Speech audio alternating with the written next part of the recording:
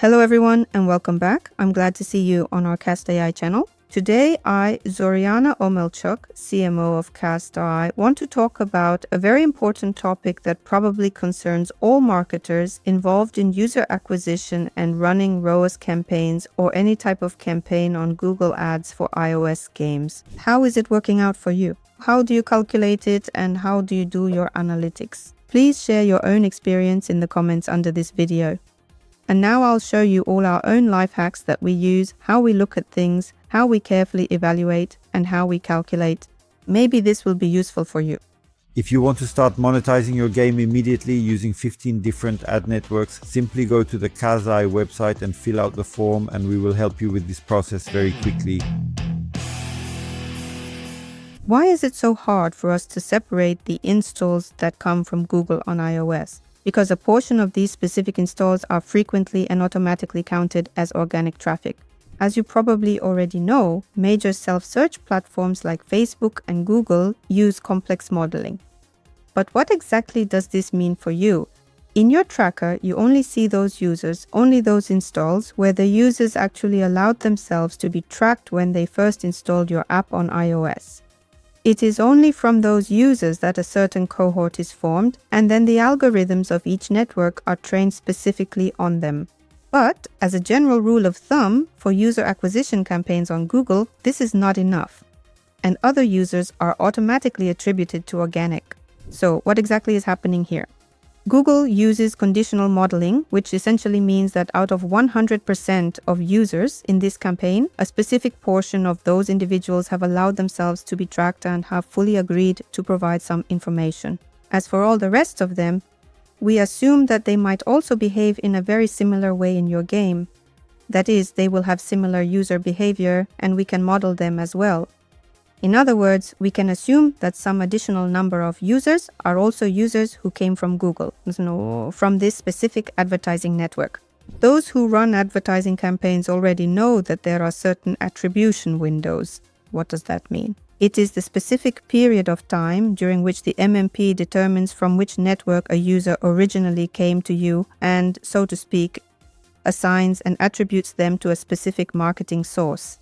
I have mentioned to you more than once that we use Tenjin, which is the MMP we have been collaborating with for a long time now, and I have prepared two small windows that I would like to demonstrate for you today. Within any mobile measurement partner platform, we utilize specific attribution windows that allow you to clearly see the exact timeframes currently set for tracking your ad impressions, user clicks, and successful app installs. And then, if you scroll down a bit further, you will locate your Google Ads channel, and here it's absolutely important to make sure you have the minimum attribution window set. We have it set to 7 days, 24 hours, and for view through attribution it's 1 day, while for click it's 7 days and 24 hours. Many of you might argue that Google does not seem to be positive towards those who change attribution windows, because they claim that they have their own standard attribution window settings. And these standard attribution windows are typically 30 days for a click and 7 days for a view. I believe that's far too much, and now I'll show you an experiment where we change these attribution windows for one game. We will see how we successfully reduce the gap between reported installs and actual installs, and also look at the game where we didn't do this. Dear friends, I really want to share the results of this test with you. It was actually quite recent. I'm taking the dates beginning in January. And you can clearly see that in game number 1, where we intentionally reduced the attribution windows, the number of tracked installs relative to reported installs is significantly lower than in game number 2, where we have not yet done this.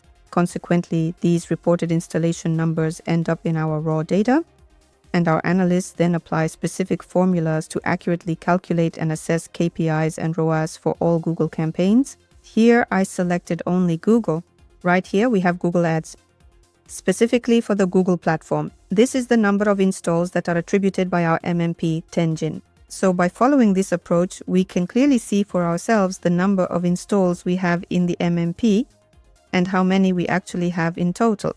We also compare this with the dashboard available in Google Ads and calculate whether this campaign is relevant for us or not and how we need to optimize traffic for iOS specifically from this source. And if you happen to have any questions or you want us to review your game, please come to our review sessions and submit your games with links to them. We will be happy to take a look, and we would also be very glad to see you on our official publishing platform. We are publishers and we handle all the marketing ourselves. We not only help with user acquisition and identify the channels that are most relevant for you, but we also provide comprehensive support for your creatives. If your game is scalable and very interesting and we see potential in it, our product team can also review it and suggest ways to improve it. That's all from me. I hope this video was useful for you. If you want to discuss other cases, just let me know which ones and we'll make short single videos like this with me. Thank you. Subscribe to the CAS.AI channel and hit the notification bell so you never miss monetization strategies and case studies from the world of mobile games.